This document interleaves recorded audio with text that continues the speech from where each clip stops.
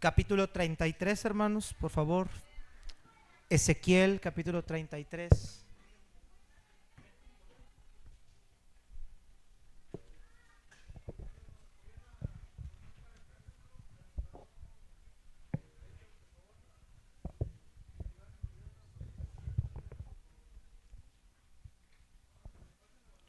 Ezequiel 33, hermanos, vamos a abrir nuestra Biblia y vamos a comenzar, hermanos, con este mensaje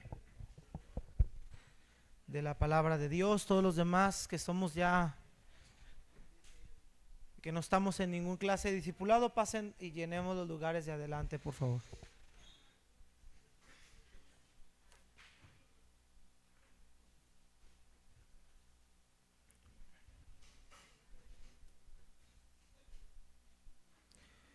Dice así la palabra de Dios, hermanos. Vamos a leer versículo 1 al versículo número 9, hermanos, todos juntos. Ezequiel 33, versículo 1 al versículo número 9. Vino a mí palabra de Jehová diciendo: Hijo de hombre, habla a los hijos de tu pueblo y diles: cuando trajere yo espadas sobre la tierra, y el pueblo de la tierra tomare un hombre de su territorio, y lo pusiere por atalaya, y él viere venir la espada sobre la tierra, y tocare trompeta, y avisare al pueblo, cualquiera que oyere el sonido de la trompeta y no se apercibiere, y viniendo la espada lo hiriere, su sangre será sobre su cabeza. El sonido de la trompeta oyó y no se apercibió, su sangre será sobre él. Mas el que se apercibiere librará su vida. Pero si el atalaya viere venir la espada y no tocare la trompeta, y el pueblo no se apercibiere, y viniendo la espada hiriere de él a alguno, este fue tomado por causa de su pecado, pero demandaré su sangre de mano del atalaya. A ti pues, hijo de hombre, te he puesto por atalaya a la casa de Israel. Y oirás la palabra de mi boca y los amonestarás de mi parte. Cuando yo dijere al impío: impío, de cierto morirás, si tú no hablares para que se guarde el impío de su camino, el impío morirá por su pecado, pero su sangre yo la demandaré de tu mano. Y si tú avisares al impío de su camino, para que se aparte de él, y él no se apartare de su camino, él morirá por su pecado, pero tú libraste tu vida. Dios, gracias te damos, Padre eterno, por tu palabra. Gracias por este tiempo, este culto, Señor, que ha sido maravilloso, Señor, ha sido bendecido en gran manera. Gracias, Señor, por tus favores y misericordias inmerecidas. Ahora te pido, Señor, y te ruego que tú nos ayudes a escuchar tu palabra y ser fieles a tu palabra, a poder aplicar, Señor, lo que escuchamos en este lugar. Señor, tú eres quien merece toda honra y toda gloria. Gracias te damos por todo, en el nombre de Jesús. Amén. Qué gran responsabilidad tenía Ezequiel en este tiempo. Qué gran responsabilidad tienen los predicadores en este tiempo. Pero sobre todo, qué gran responsabilidad tiene la iglesia en este tiempo. El libro de Ezequiel, hermanos, es un libro interesante, y el contexto en el que Ezequiel le toca predicar es un tiempo difícil, es el tiempo más difícil de todos. A Ezequiel le toca pasar por la deportación de los israelitas a Babilonia. A Ezequiel le toca presenciar la destrucción del templo, y Ezequiel era un sacerdote. Imagínense lo triste, lo duro que fue para Ezequiel ver aquel templo que Salomón había construido, aquel templo donde Dios un día le dijo Salomón: yo pondré mi nombre, y si los israelitas clamaren a mí en ese templo, yo los oiré. Y este templo que has dedicado, yo prometo estar en medio de ellos. Si ustedes confesaren sus pecados y se arrepintieren y se convirtieren de sus malos caminos, yo oiré sus pecados, perdonaré esos pecados y sanaré su tierra. Era ese templo majestuoso, ese templo que Salomón había edificado, que ahora había sido derribado, había sido demolido bajo las fuerzas de un hombre llamado Nabucodonosor. Y a Ezequiel le toca vivir el tiempo de la deportación a Babilonia. Le toca pasar, ver cómo el templo se destruye, ver cómo las ciudades, los muros son destruidos, la ciudad está siendo quemada, y le toca ser llevado preso allá a Babilonia, a los caldeos. Pero lo que le pasó a Israel no fue algo que ocurrió al azar. Lo que Israel tuvo que pasar al ser destruida su ciudad, Jerusalén, no fue algo que sucedió por por arte de magia, no sucedió por sucesos de la vida o situaciones naturales. No, es que Dios se los había advertido a los israelitas. Dios le había dicho a la nación de Israel que si no se arrepentían de sus malos caminos, que si no se retractaban de lo malo que estaban haciendo, Dios los iba a castigar siendo esclavos, siendo cautivos por la mano de un hombre llamado Nabucodonosor. Y es en ese contexto, hermanos, que Dios llamó a varios profetas: a Isaías, Jeremías y Ezequiel. Son estos profetas los encargados de advertirle a Israel el mal que va a venir. Son ellos los encargados de advertirle a la nación de Israel lo que va a suceder. Son ellos los encargados de hablar en el nombre de Dios y decirle a los israelitas que se arrepientan, que es necesario que ellos busquen a Dios, que dejen sus altares, que dejen su idolatría, que dejen su mundanalidad, que dejen todas las cosas injustas que están haciendo, porque entonces Dios, como buen padre que es, los va a disciplinar, y la disciplina no va a ser algo agradable para la vida de ellos. Dios los va a juzgar. Amados hermanos, es que no hay nadie que pueda jugar con el pecado que no se queme. Dios sigue aborreciendo el pecado, hermanos, y Dios se lo había advertido a la nación de Israel a través de 3 profetas diferentes. Pero en ese marco, hermanos, de Israel, también se habían levantado falsos profetas. Profetas que habían declarado mensaje de paz, que habían dicho que Jeremías se había mentido, que habían dicho que Isaías estaba mintiendo, y que habían dicho que Ezequiel también estaba mintiendo. Por todas partes, por todos los lugares, por todas las zonas, se escuchaba un falso profeta diciéndole a Jerusalén: paz y tranquilidad habrá en nuestro tiempo, prosperidad y bendición. Cuando Isaías y Jeremías y Ezequiel predicaron diciendo: juicio de parte de Dios vendrá sobre ustedes, y el pueblo no creyó, no se apercibió. Isaías, Jeremías y Ezequiel, Dios los llama para un ministerio nada exitoso. Mire por favor, hermano, rápidamente ahí en Isaías, rápido, capítulo 6. Isaías 6, vea primero cómo Dios llama a Isaías y lo que le dice a Isaías. Isaías capítulo número 6, versículo número 8. El contexto de este capítulo: Isaías ve la visión de Dios en el templo, mira la gloria de Dios, mira la majestuosidad de Dios, la trascendencia de Dios. Y entonces Dios llama a Isaías desde ese lugar, versículo 8. Después oí la voz del Señor que decía: ¿a quién enviaré y quién irá por nosotros? Entonces respondí yo: heme aquí, envíame a mí. Y dijo: anda y di a este pueblo, oíd bien, pero ¿qué va a pasar, hermanos? Y no entendáis. Ved, por cierto, mas no comprendáis. Engruesa el corazón de este pueblo, agrava sus oídos, ciega sus ojos, para que no vean con sus ojos, ni oigan con sus oídos, ni su corazón entienda, ni se convierta, y haya para él sanidad. Y yo dije: ¿hasta cuándo, Señor? Y él respondió: hasta que las ciudades estén asoladas y sin morador, y no haya hombre en las casas, y la tierra esté hecha, ¿qué dice, hermanos? Desierto. Vea el ministerio de Isaías en un pueblo que no lo va a escuchar. No te van a oír, No van a querer arrepentirse, van a hacer caso omiso al mensaje que tú vas a dar. Pero Isaías, yo te aparté, yo te llamé para que vayas a ese pueblo y le prediques. Lo mismo pasó con Jeremías. Vaya por favor ahí rápidamente a Jeremías, capítulo número 1.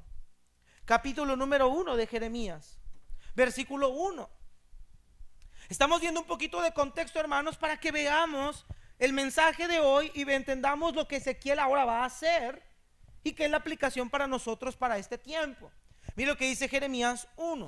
Las palabras de Jeremías, hijo de Hilcías, de los sacerdotes que estuvieron en Anatot, en la tierra de Benjamín. Palabra de Jehová que le vino en los días de Josías, hijo de Amón, rey de Judá, en el año 13º de su reinado. Le vino también en días de Joacim, hijo de Josías. Nada más para que veas esos nombres. Isaías predica en los tiempos que muere el rey Usías. Aquí en Isaías, Jeremías están aparentemente en cierto orden cronológico. Isaías predica cuando Usías muere, empieza su ministerio. Jeremías predica en el tiempo de Joacim, en el tiempo del hijo de Josías. Y Ezequiel predica en el tiempo de Joaquín, cuando Joaquín es llevado cautivo a Babilonia. Es decir, que Dios desde tiempo atrás les había avisado a la nación de Israel que se iban a ir cautivos si no se arrepentían. Se lo dijo en Jeremías, se van a ir cautivos si no se arrepienten. Y se lo dijo Ezequiel, solo que a Ezequiel ya le tocó vivir la deportación a Babilonia.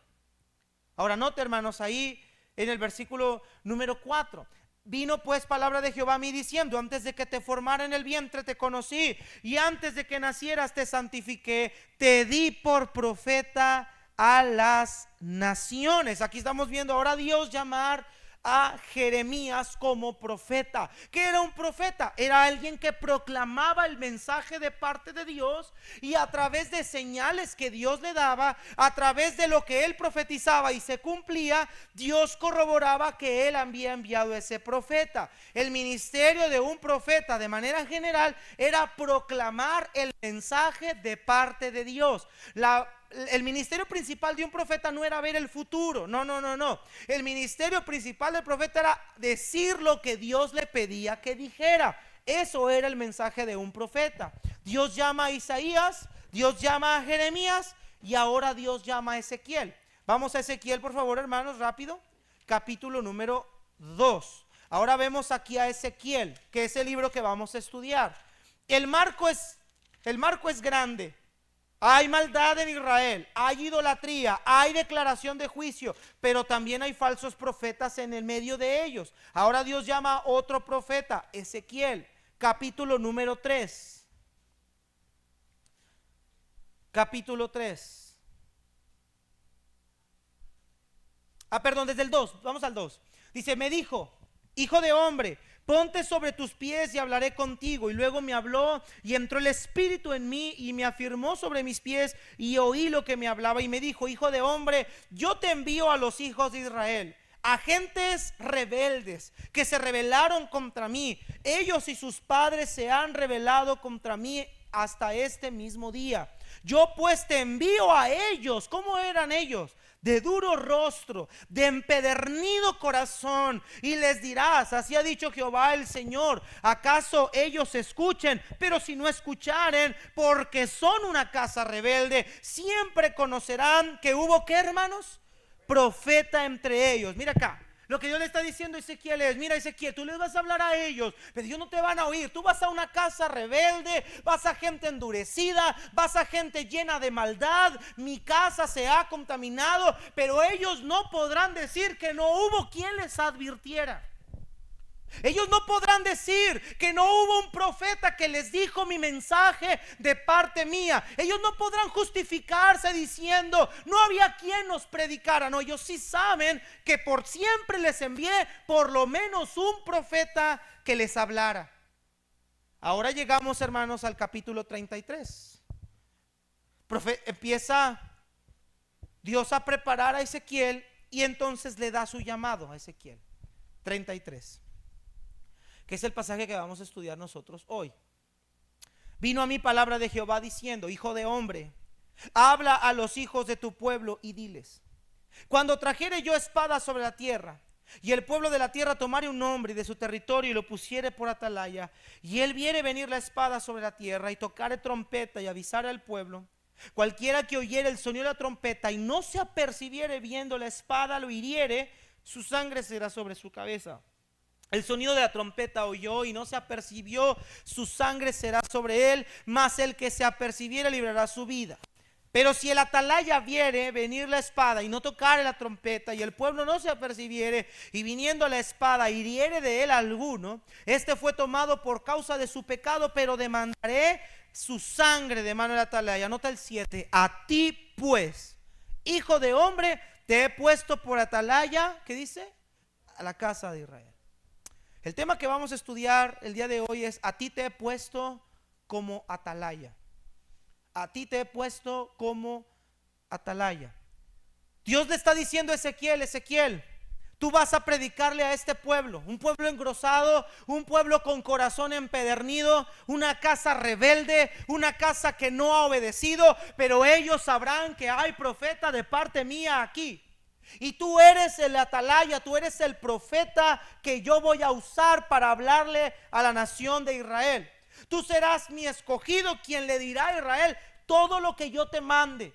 En el capítulo 3 vemos a Ezequiel de una manera, no sé si una manera literal, yo creo que sí. Dios le dice a Ezequiel: cómete un rollo de libro, un pergamino, que era el que contenía la ley mosaica. Ezequiel se lo come, y dice que cuando se lo come supo como a miel, endulzado con miel. Y Dios dice: yo he puesto ahora mis palabras en tu boca, todo lo que tú hables lo vas a hablar de mi parte. Ellos sabrán que tú estás hablando por mi nombre y en mi nombre, y todo lo que yo ponga en tus labios lo vas a proclamar. No te vas a callar nada, lo que yo te diga que digas, eso vas a comunicar. Y ahora vemos a Ezequiel que va a empezar a iniciar su ministerio, y el Señor utiliza en primer lugar una ilustración para hacerle ver a Ezequiel el punto importante de su ministerio y de su llamado. Le dice que va a ser atalaya en el nombre de él a la casa de Israel. Ahora, ¿qué era una atalaya? En la antigüedad, hermanos, las ciudades se amurallaban de gran manera. Las murallas servían para proteger a las ciudades de las naciones o invasiones que pudieran llegar a terreno. Dentro de esas murallas, en los lugares altos, en las torres de las murallas, ponían personajes llamados atalayas o centinelas, que eran personas que se encargaban de vigilar la ciudad durante las vigías en la noche y durante el día completo. Estos atalayas eran personajes que tenían la encomienda de tocar 2 o 3 instrumentos: una corneta o trompeta, tocar una campana o tocar algún otro instrumento que pudiera alertar a la ciudad de que iba a haber una invasión. En Roma, por ejemplo, cuando había una invasión, llegaban los ejércitos a las murallas de las ciudades. Nada más que los romanos eran muy astutos en guerra. Ellos se ponían en un modo tortuga, donde ponían sus escudos de forma frontal, de forma lateral. Se ponían soldados frontales, laterales, traseros y unos hacia arriba, porque desde las murallas, cuando la gente sabía que había invasión, aventaban rocas gigantes, flechas con saetas de fuego o flechas con fuego, o aventaban toda especie de elementos para matar a los invasores desde arriba. Por eso era importante que la atalaya avisara que venía un ejército contra ellos, para alistar su ejército desde las murallas y atacar desde arriba, para evitar que entraran a las puertas y dañaran la ciudad por dentro.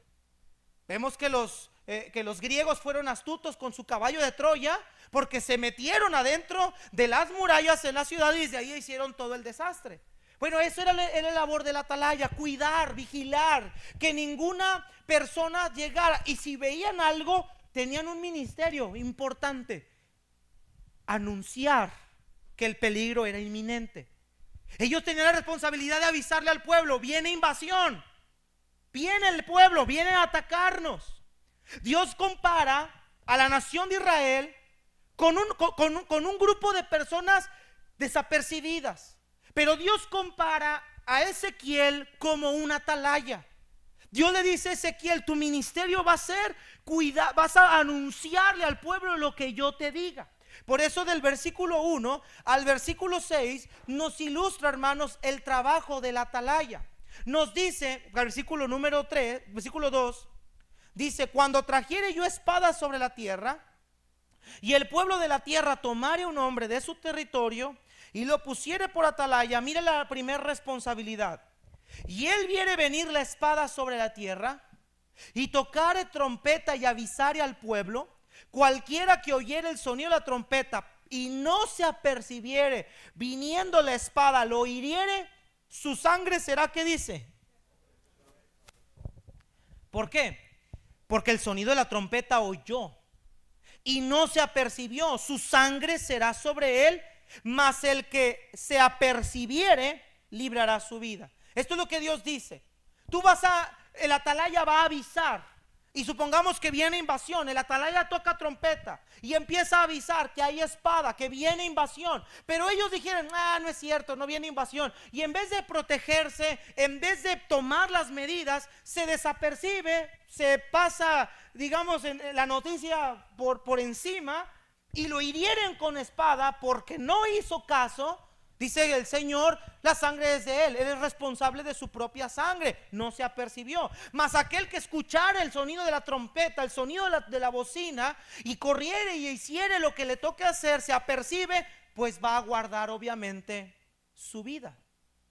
Dios le dice a Ezequiel: tu trabajo, Ezequiel, a ti te he puesto como atalaya. Tu trabajo es decirle a mi pueblo, decirle a mi nación que ellos han pecado contra mí y que es necesario que ellos se arrepientan. Mire lo que dice versículo 8. Perdón, versículo 7. A ti te he dicho, hijo de hombre, te he puesto por atalaya a la casa de Israel. Oirás la palabra de mi boca, los amonestarás de mi parte. Tú eres mi atalaya, tú eres mi centinela. Ezequiel, verso 8. Cuando yo dijere al impío: impío, de cierto morirás, si tú no hablares para que se guarde el impío de su camino, el impío morirá por su pecado, pero su sangre yo la demandaré de tu mano. Y si tú avisares al impío de su camino para que se aparte de él, y él no se aparta de su camino, él morirá por su pecado, pero tú libraste tu vida. Vea lo que Dios le dice a Ezequiel: tú eres mi atalaya, tú eres mi centinela. Tú le vas a avisar al pueblo lo que yo te ponga en tu boca. Cuando yo le diga al impío, al pecador, al desobediente, al profano, al corrupto: hey, ustedes van a morir por causa de su pecado. Tu responsabilidad, Ezequiel, es avisarle al pecador que va a morir por su pecado. Tú eres responsable de ello. Si él no se apercibe, si él no se arrepiente, si él no hace lo necesario, tú no tienes responsabilidad de su sangre. Él morirá por su propio pecado, pero tú has librado tu vida. Amados hermanos, querida iglesia, nosotros como iglesia fuimos puestos como atalaya delante de Dios para advertirle a este pueblo. Nosotros no estamos advirtiéndole a la iglesia en particular, nosotros debemos advertirle al mundo. Nosotros como pueblo de Dios sabemos lo que el pecador va a recibir el día de mañana. Usted y yo sabemos que existe un infierno de fuego ardiendo. Usted y yo sabemos que el pecador morirá por su transgresión. Por ahí hace tiempo yo había escuchado a un pastor queriendo motivar a su iglesia a predicar, diciéndoles: hermanos, si nosotros no predicamos, la gente se va a ir al infierno por nuestra culpa. No, hermanos, el pecador va al infierno por su propio pecado. El pecador va a la condenación eterna porque ha transgredido la ley de Dios, ha violado los mandatos de Dios, ha desobedecido la palabra de Dios, se ha rebelado contra Dios. El mundo entero está bajo el maligno, dice la escritura. El hombre morirá por su propio pecado. Pero es verdad que Dios también ha levantado atalayas en medio de este pueblo para que advirtamos el mal que ha de venir. Hermanos y queridos, iglesia, nosotros sabemos que cuando el Señor venga habrá una horrenda expectación de juicio. Mire lo que dice Mateo capítulo número 7, hermanos. Usted y yo sabemos estas cosas. Mire lo que Cristo dice que va a suceder cuando Él venga. Mateo 7. Mire lo que dice Mateo 7, por favor, versículo número 21. ¿Estamos ahí, hermanos? Gracias. Mateo 7:21, ve lo que dice la escritura: no todo el que me dice Señor, Señor entrará en el reino de los cielos, sino el que hace la voluntad de mi Padre que está en los cielos. Muchos me dirán, ¿qué dice, hermanos? En aquel día, cuando Cristo habla, cuando la escritura nos menciona el término aquel día, se está refiriendo al día del juicio, cuando Cristo venga por segunda vez. Dice el Señor: en aquel día me dirán, Señor, Señor, no profetizamos en tu nombre echamos fuera demonios, en tu nombre hicimos milagros. Y entonces les diré: nunca los conocí, apartados de mí, hacedores de maldad. Vea que el Señor habla de un juicio. En aquel día vendrá la gente y me dirá: Señor, yo te conocía, Señor, yo era hijo tuyo, Señor, yo contaba, yo tocaba. Y el Señor le dirá: yo no te conozco, apártate de mí. Mira lo que dice Mateo 25:41. Mateo 25:41. Mira lo que va a suceder cuando el Señor venga, cuando venga aquel día. Mateo 25:41. Entonces dirá también a los de la izquierda: apartados de mí, malditos, al fuego eterno preparado para el diablo y sus ángeles. Hermanos, nosotros sí sabemos lo que va a suceder aquel día. Usted y yo no estamos inconscientes del juicio de Dios a las naciones. El Señor vendrá ya no como un cordero dispuesto a morir por el pecador, ya no como una ovejita dispuesto a entregarse, ya no vendrá ese hombre manso y humilde. Ahora vendrá un juez implacable, un hombre que tiene ojos como llama de fuego, un hombre que está con su linaje blanco, un hombre que viene a sentarse y que viene a juzgar a cada uno por sus transgresiones. En aquel día dice la palabra de Dios que los muertos serán levantados de sus lugares y serán puestos de pie delante de Dios uno por uno, y los libros serán abiertos, y otro libro será abierto, el cual es el libro de la vida, y el hombre que no se halló inscrito en el libro de la vida será lanzado al lago que arde con fuego y azufre. Eso tú y yo lo sabemos. Eso tú y yo lo conocemos, hermanos. De eso, por la gracia de Dios, de eso fuimos librados por la fe en Cristo. ¿Usted sabe por qué? Porque alguien nos advirtió. Porque hubo un centinela, hubo una atalaya delante de Dios que fue responsable con su llamado, que fue responsable con su ministerio, que entendió el propósito que Dios tenía para él como iglesia. Tú y yo fuimos educados, fuimos enseñados por alguien que nos enseñó que había un Salvador que podía darnos vida eterna. Alguien nos vino a avisar de la perdición que habría, y alguien nos vino a avisar de la salvación que también se había proveído. Tú y yo sabemos lo que va a venir. Tú y yo sabemos el mal que vendrá al mundo. Tú y yo sabemos cada vez que caminamos por las calles de esta ciudad que esto se va a acabar el día de mañana. Tú y yo decimos: pues Dios se va a encargar de ellos. No saben cómo les va a ir el día del juicio. Tú y yo sabemos que todos los que han muerto sin Cristo, amigos, familiares, vecinos que te rodean y que sabes que murieron sin Cristo, tú sabes dónde están en ese momento. Tú sabes qué está pasando con sus vidas en ese momento. Tú lo sabes. Tú sabes que a lo mejor muchos de tus familiares que se fueron sin Cristo están en las llamas del fuego. Tú lo sabes.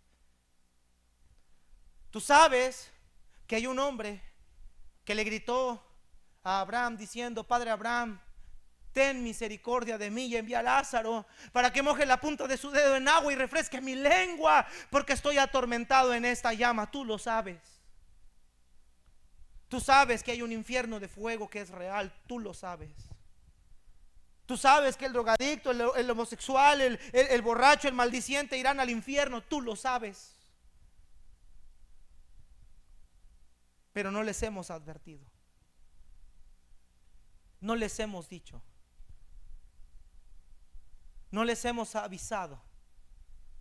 Y mientras tú y yo como atalayas estamos evadiendo nuestra responsabilidad, al mismo tiempo que en el tiempo de Ezequiel falsos profetas se han levantado diciéndole al mundo: paz y seguridad habrá en nuestros días. Mientras tú y yo estamos evadiendo nuestra responsabilidad como atalayas delante de Dios, hay unos atalayas falsos que están enseñándole al mundo que el infierno no existe.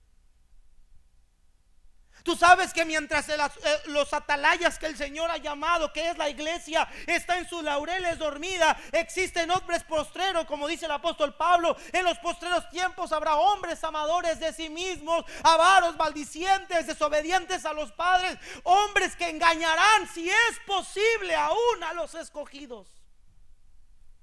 Al igual que en el tiempo de Ezequiel, hay atalayas falsos que han desviado la atención de un pueblo que está destinado a la condenación eterna,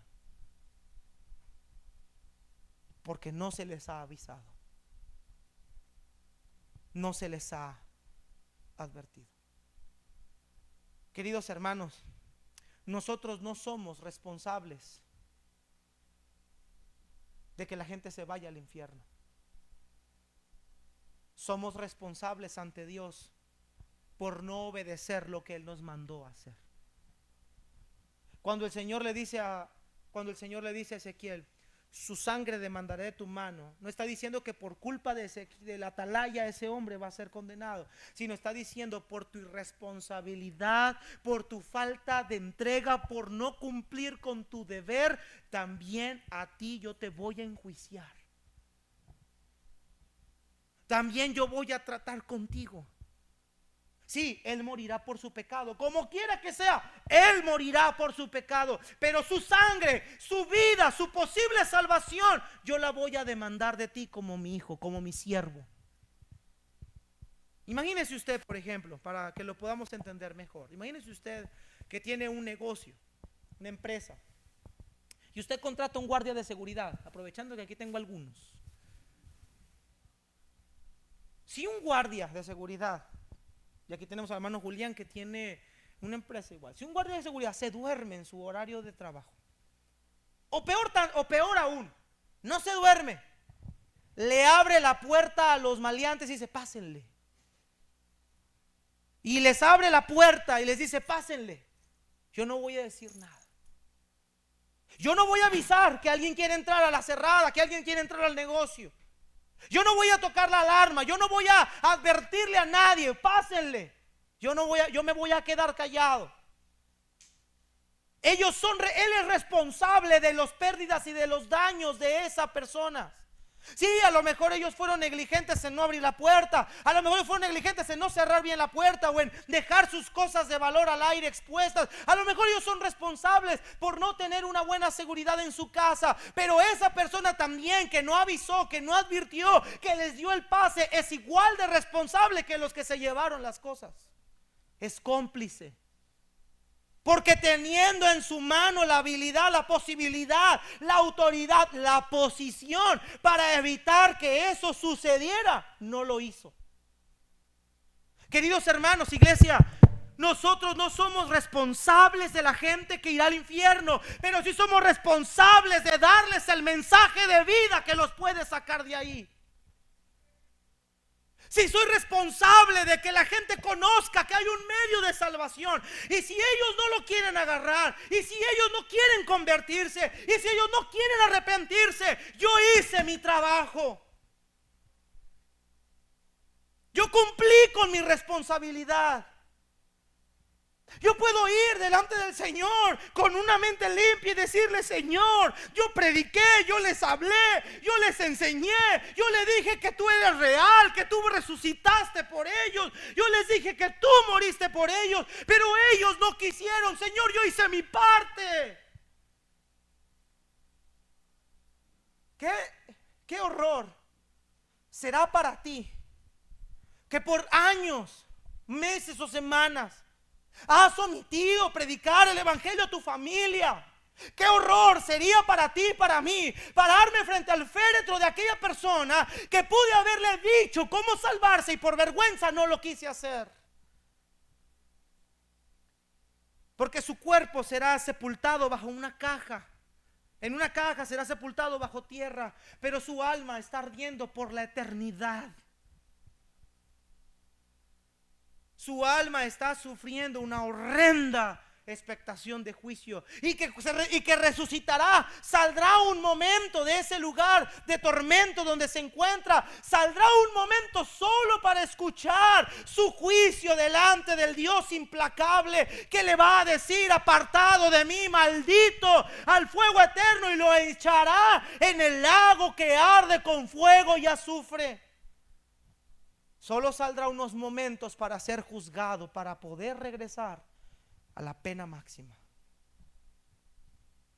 Solamente para afrontar su eternidad. Pero que en ese lugar había una atalaya que le podía haber avisado. ¿Y sabe qué? No lo hizo. Hemos dejado que la gente transite por nuestras cabezas, por nuestras frentes. La gente transita día y noche por nuestras frentes. Van a tu negocio, pasan a tu tienda a comprar, suben a mi carro a un pasaje, les pasas las piezas en la línea y los ves transitar día y día y día y noche. Les dices feliz año nuevo y feliz Navidad en el año, para que un día, el día que el Señor venga, lo único que vamos a ver de esa persona transitaba por nosotros es que fue condenado en el infierno, porque hubo una atalaya que pudo haberle dicho que Cristo lo podía salvar, pero no lo hizo. ¿Cuánta sangre no tenemos en las manos? ¿Cuántas vidas no hemos dejado pasar? Porque hay una palabra que se utiliza mucho para hablar de un empleado que no hace lo que debe hacer. Además de la irresponsabilidad, se llama negligencia. ¿Cuántas vidas no están en el infierno por nuestra negligencia? ¿Cuántas personas no están ardiendo en llamas por nuestra negligencia? Dicen pastores algunos, no estoy de acuerdo con ellos, dicen: yo no voy a cargar a la iglesia, a ponerles ese peso de responsabilidad. Hermanos, la iglesia tiene esa responsabilidad. La iglesia no tiene otra obligación, otra responsabilidad. La responsabilidad de la iglesia no es convivir tomando café y pan en las mañanas. La responsabilidad de la iglesia no es levantar edificios bonitos, con climatizados y bien edificados. Esa no es la responsabilidad de la iglesia. La responsabilidad de la iglesia no es quitarle el hambre a la gente de las calles. La responsabilidad de la iglesia no es proporcionarle despensas a las personas, a las familias. La responsabilidad de la iglesia es lo que Cristo le dijo a la iglesia cuando se iba a ir: ir por todo el mundo y predicar el evangelio a toda criatura. Esa es la responsabilidad de la iglesia. ¿Qué pesar no va a sentir una persona que no está cumpliendo con su responsabilidad? ¿Por qué vas a dejar a una persona que no cumple con lo que tiene que cumplir, quitarle el peso de la responsabilidad para que no se sienta mal? No, hermanos, debemos sentirnos mal. No hemos cumplido con nuestra responsabilidad. Nos hemos sentado en las bancas acostumbrándonos a ver a la misma gente, en lugar de buscar personas también que vengan y se añadan a la iglesia, que es el cuerpo de Cristo, hermanos. Nos hemos acomodado, nos hemos relajado, nos hemos acostumbrado a disfrutar de una salvación mientras otros disfrutan de una, o más bien otros duran o batallan o sufrirán una pena eterna. Dios le dijo a Ezequiel: a ti te puse como atalaya a esta casa rebelde. Ezequiel, a ti te puse para que tú le hables a este pueblo. Vea lo que dice, hermanos. Nomás de ver este versículo, vea lo que dice, hermanos, versículo 11. Mira lo que Dios le dice a Ezequiel que le diga a Israel. Verso 11. Diles, Ezequiel, diles: vivo yo, dice Jehová el Señor, escuche, que no quiero la muerte del impío, sino que se vuelva el impío de su camino y que, ¿qué, hermanos? Que viva. Por eso estamos nosotros ahí, hermanos. El Señor dice: yo no quiero la muerte del impío. Yo no quiero que el hombre perezca, sino que todos procedan al arrepentimiento. Dice el apóstol Pablo a Timoteo, él quiere que todos los hombres sean salvos y vengan al conocimiento de la verdad. Yo no quiero que el impío muera, yo no quiero que el impío se condene, yo quiero que el impío se vuelva de su mal camino y viva. Pero para ello necesito una atalaya que les hable, que les diga, que les avise, que les advierta, que les mencione, que les predique. Pablo, en una serie de preguntas retóricas, decía: ¿cómo oirán si no hay quien predique? ¿Y cómo escucharán si no fueren enviados? Cuán hermosos son los pies de los que anuncian la paz, de los que traen buenas nuevas. Imagínate ir a una calle de personas que tú estás viendo que se están muriendo de hambre, que están pasando por una desnutrición extrema. Y tú ves, y tú vienes de un lugar donde hay alimento para cualquier persona que asista, que hay vida, que hay pan, que hay alimento para tu manutención. Y tú vienes de ese lugar donde la persona que está ahí te dice: ve y diles a todos los que puedas que aquí hay pan.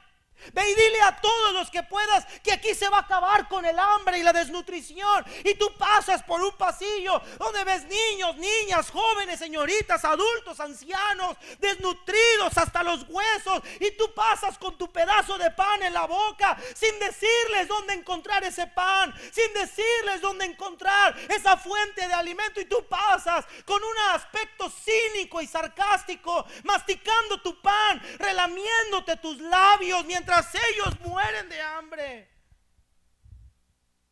El apóstol Juan lo dice mejor. Entonces, ¿cómo decimos que el amor de Dios mora en nosotros al que tal acción hace? ¿Cómo podríamos ser tan insensibles para masticar un bocado de pan frente a una multitud de pobres que lo único que desean es un pan como el que tú tienes en la boca? Y que del lugar donde vienes hay mucho pan. Y la persona que está ahí te dijo: ve y tráete más a todos los que te puedas traer. Y tú te relames el pan en las bocas, jactándote de que tú sí lo tienes, en lugar de decirle a los otros cómo encontrar también pan. Tú y yo gozamos la vida, manejamos, trabajamos, servimos, vivimos sabiendo que el día que nosotros muramos iremos a la gloria por Cristo. Tú y yo los días pasamos y decimos: si me muero voy a ir con Él. Tú y yo caminamos tú y yo caminamos, transitamos por las calles donde están todos estos muertos, desnutridos, con la carencia del pan de vida. Y tú y yo gozamos día a día de las bendiciones del pan de vida. Por un lado tenemos esas palabras, ese pan que nos comemos en la boca, cuando dice en la escritura: tenemos una herencia incontaminada, incorruptible, inmarcesible en los cielos. Y luego comemos otro pan que dice: vuestra ciudadanía está en los cielos. Y luego tenemos otro que dice que somos guardados por el poder de Dios mediante su misericordia. Y luego otro pan que dice: elegidos según la presencia de Dios. Y tú y yo gozamos de esas bendiciones. Tú y yo nos coactamos de que somos salvos mientras caminamos por una avenida de muertos de hambre, ausentes del pan de vida. Y no hay nadie que se pare y le diga a esas personas cómo encontrar ese mismo pan. No hay alguien que se detenga y le diga: mira, aquí dice que si tú te arrepientes tendrás una herencia incorruptible en los cielos. Mira, aquí dice que Dios no quiere la muerte del que muere, sino que se arrepienta. Mira, aquí dice que Él quiere que todos sean salvos y vengan al conocimiento de la verdad. Mira, aquí dice que todos aquellos que han sido justificados tienen paz con Dios. Mira, aquí dice que todo aquel que en Él cree tendrá vida eterna. Mira, aquí dice: yo soy el pan del cielo, el que de mí comiere no volverá a tener hambre jamás. Mira, aquí dice: yo soy el agua viva, el que de mí bebiere, ríos de agua viva habrá en su interior. Hermanos amados, somos tan insensibles. Nos hemos hecho tan duros de corazón. Y a mí, en este punto de vista, hermano, no me interesa si la postura es calvinista o arminiana. Lo que la Biblia dice es: ve y predica el evangelio, nada más, eso dice.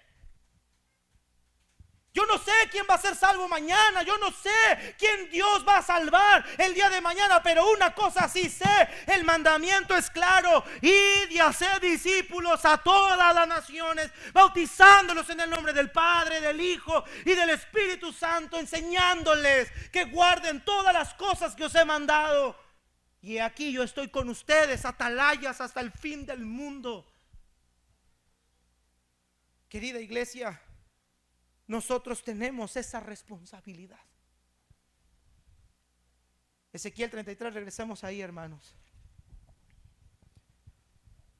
A ti pues, versículo 7: hijo de hombre, te he puesto por atalaya a la casa de Israel, y oirás la palabra de mi boca, y los amonestarás de mi parte. Escucha, hermanos, el mensaje que llevamos no es nuestro. No predicamos nuestro nombre, no predicamos nuestra iglesia, no predicamos como que este lugar tiene el poder de quitar todos los problemas. No, hermano, ¿sabe qué predicamos? El mensaje que proviene de parte de Dios. El apóstol Pablo les dijo a la iglesia de Corinto: yo me propuse no hablar otra cosa más que a Cristo y a este crucificado. El mensaje que tenemos, dijo Pablo, no es mío. El mensaje que yo les anuncio no vino a mí por sabiduría de palabras, sino vino mediante el poder del Espíritu Santo. Y yo fui un comisionado, yo fui un enviado. Y ay de mí si no predicar el evangelio. Eso dijo el apóstol Pablo. El mensaje que tú y yo predicamos no es tuyo, no es mío, no es de la iglesia bautista. Es la palabra de su boca y la amonestación es de su parte. Dijo el apóstol Pablo: nosotros hablamos delante de Dios y de parte de Dios. Nosotros hablamos de parte de Él. Cuando rechazan el evangelio, no te rechazan a ti. Cuando rechazan el evangelio, no rechazan tu persona, no rechazan tu oratoria, no rechazan tu iglesia, rechazan a la fuente de vida eterna. Mira el 9: si tú avisares al impío de su camino para que se aparte de él, y él no se apartare de su camino, él morirá por su pecado, pero tú libraste tu vida. Bien, dirá el Señor: bien, buen siervo y fiel. Sobre poco has sido fiel, sobre mucho te pondré. Entra en el gozo de tu Señor. Tú libraste tu vida. El Señor no nos mandó a convencer a la gente, porque nosotros no podemos convencer a la gente. Dijo el apóstol Pablo en Romanos 9: yo mismo desearía ser anatema por amor a mis hermanos. Yo mismo desearía ser incrédulo. Yo mismo desearía estar fuera de la fe con tal de que ellos entraran. Nosotros no podemos cambiar a la gente. Tú no puedes hacer que la gente se arrepienta. Pero dijo Cristo: cuando el Consolador venga, Él convencerá al mundo de justicia, de juicio y de pecado. Fue el Espíritu Santo el que a ti y a mí nos convenció. Fue el Espíritu Santo el que a ti y a mí nos hizo saber que había un infierno. Pero el instrumento fue alguien de nosotros mismos. Tú podrás ganar todo el mundo. Tú podrás dedicar todo tu tiempo a seguirte cansando. Seguir viviendo la misma vida rutinaria que vives ahorita. Levantarte a las 6 de la mañana, a las 4 de la mañana a trabajar hasta las 6 de la tarde. Seguir amasando masa para vender tus gorditas. Seguir haciendo piezas para una maquila. Seguir manejando y llevando conductores por todo el día. Seguir despachando tu negocio. Pero cuando tú te mueras, tú vas a ser un hombre o una mujer manchado de sangre, que dedicó su vida para lo pasajero, para lo material, para lo que no aprovecha.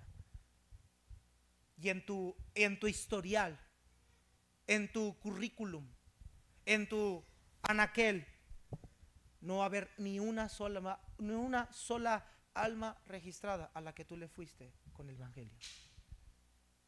Tú vas a ser un siervo inútil. Tú vas a ser un siervo infructífero. Tú vas a ser un pobre, ciego y desnudo. Tú vas a ser un miserable que no tiene nada que ofrecer para el reino ni para la gloria de Dios.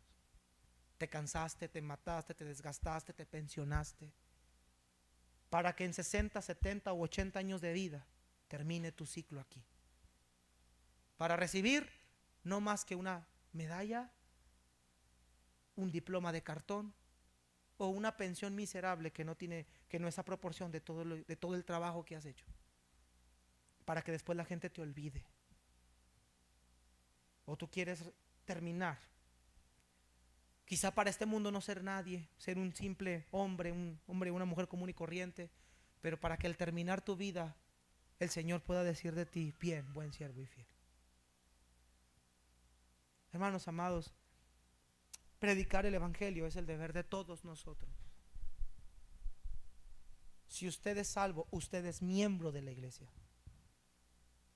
Usted es parte de la iglesia. Y la gran comisión fue para usted también. Ese es nuestro deber.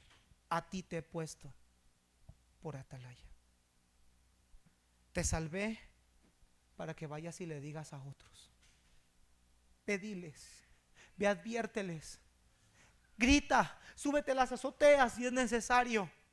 Háblales y diles que va a haber muerte. Si no te creen, no pasa nada. Él morirá por su pecado, pero tú libraste tu vida. Tú podrás estar delante del gran trono blanco cuando Dios esté juzgando al mundo y nosotros como testigos. Tú podrás estar parado como testigo, viendo a ese vecino, a esa vecina, a esa persona a la que le hablaste, con tu conciencia tranquila. Yo le hablé a ese hombre. Yo me acuerdo que todos los días ese vecino ponía la música a todo volumen y yo le hablaba y yo le decía: ahora está siendo condenado al infierno, pero yo sí le hablé, yo sí le avisé. Y el Señor le dirá a ese vecino, le dirá: si alguien te habló, había un profeta en medio de ti y está en las gradas, está en la tribuna, vivía a un lado de ti, y ese atalaya yo lo puse ahí y usted no lo escuchó. Usted morirá por su pecado, pero tú estarás allí sabiendo que hiciste lo que tenías que hacer, sin ninguna pena ni responsabilidad de ver a un hombre condenado por nuestra negligencia, por nuestra frialdad, por nuestra indiferencia, por nuestra apatía. Iglesia, amada iglesia, sinceramente hemos dejado de hacer nuestra responsabilidad. Nos hemos convertido en un centro social. No hemos hecho nada extraordinario. Esta ciudad se sigue yendo al infierno y su gente. Cada día vemos maleantes, ladrones, violadores. ¿Y qué decimos? Maldito, ojalá se muera, ojalá y lo agarren, en lugar de tener compasión de esa gente y saber que esas personas necesitan un Salvador. Porque tú sabes a dónde van a ir. Tú y yo sabemos dónde van a ir. Tú y yo sabemos que el mal viene. Tú sabemos que en cualquier momento o hoy mismo pudiera ser, el Señor vendrá. Tú y yo sabemos lo que va a pasar. Hay que advertirles. Hay que decirles. Tienen que saber. Tienen que saber. por tu boca, por mi boca. Tienen que conocer. Y si no te escuchan, y si no se arrepienten, y si no cambian, y si no quieren nada con Cristo, tú libraste tu vida. Tú cumpliste con tu ministerio. Tú hiciste lo que Dios te pidió que hicieras. Él se encarga de lo demás. Pero recuerda que recuerda que tú estás aquí porque alguien tuvo compasión de ti. Recuerda que alguien también te enseñó a ti cómo llegar a la vida eterna. Señor, te damos gracias por tu palabra.